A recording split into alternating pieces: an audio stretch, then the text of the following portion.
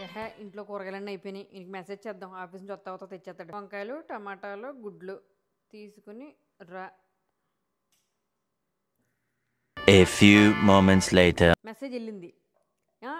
Message వెళ్ళి గంట అయినా సరే ఇలా చూస్తారు కానీ చూడనట్టుగా బిల్డప్ ఇచ్చేస్తారనమాట. ఏదో తెమ్మంటుందని పక్కన వదిలేస్తారు. నేను వదులుతానేంటి, నేను ఎంతకన్నానే.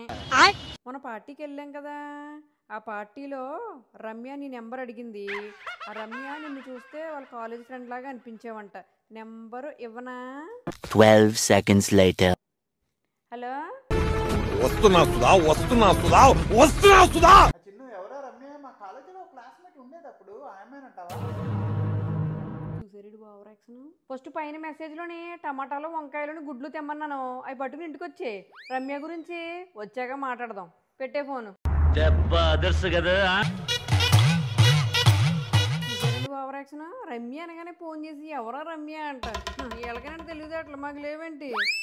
మీకు కూడా ఇలా ట్రై చేయండి. హస్బెండ్లు కానీ మెసేజ్ చూసి చూడండి బిల్డప్ ఇచ్చేస్తేనే వాళ్ళు చూస్తారు మెసేజ్ కానీ చూడనట్టు యాక్టింగ్ చేస్తారనమాట.